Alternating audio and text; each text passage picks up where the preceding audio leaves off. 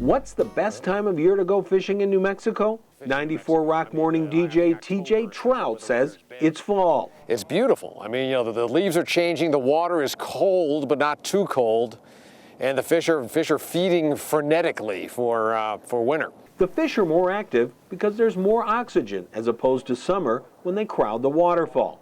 But that doesn't mean it's love at first sight. These guys are pretty picky. Right, DJ? What's that? Pretty picky. Picky? Picky. Oh, they're picky. That's why Bob called in the Catch and Release Pond's unofficial caretaker. Ron Berlin might as well call Tingley his second home.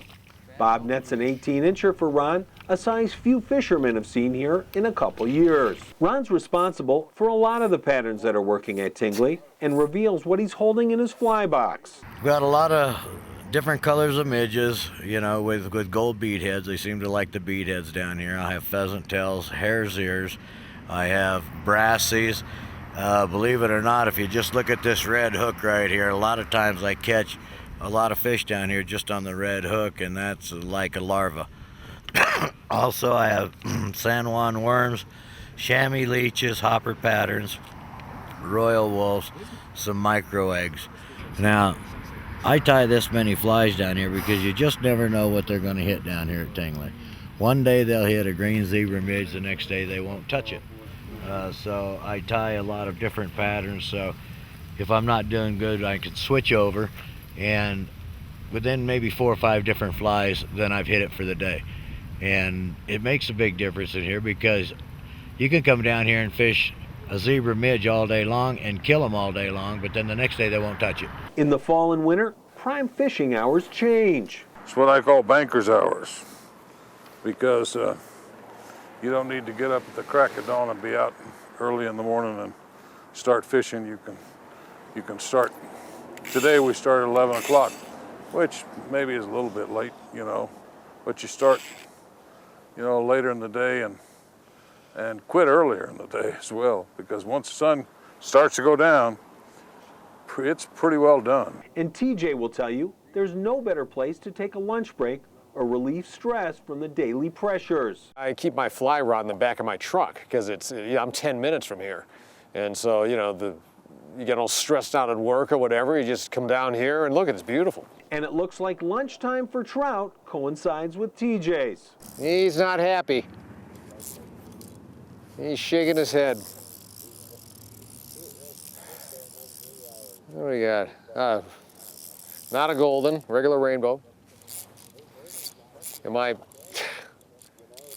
drag just broke on my reel, so I'm like landed this with no drag.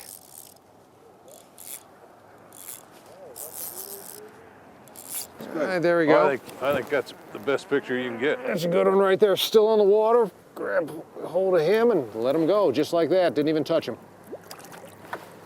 So that was on my trusty, faithful foam beetle on the surface. I tied. That Bob tied. Yes, he did. You got a little white parachute on there. It's black foam beetle. And the bottom, although it's hard to see in here, is Peacock. So they seem to like that.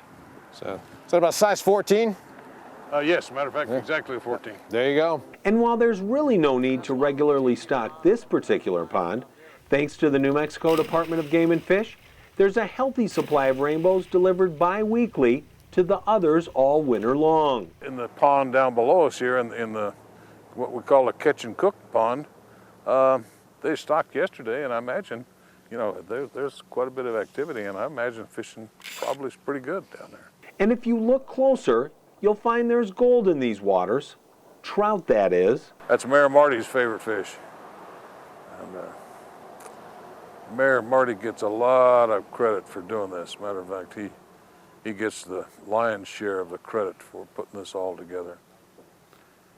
And following through, not only the idea, but following through, because it took some effort with federal agencies and state agencies, and as any of us know, trying to get those all on the same page, mighty effort. There are rules posted around this particular lake, and they're slowly catching on. That includes proper handling of the fish and releasing them back to be caught another day. Like a fine wine, It will only get better with time. I can tell you, before anybody knew this was down here, when they were stocking this lake a couple of years ago, when they just put it in, I mean, some of the fish were allowed to grow, and we literally had some, 20-plus inch fish in here, 24, there were some 24-inch fish swimming around in this lake. And if we can maintain some of the fish in this lake, that's what's going to happen. This will become a trophy lake. I'd like to thank TJ Trout and Ron Berlint for their expertise on this story, and we hope that you take the time out of your busy schedule to drop a line in one of Tingley's amazing pools, whether you're looking to catch and release or catch and cook.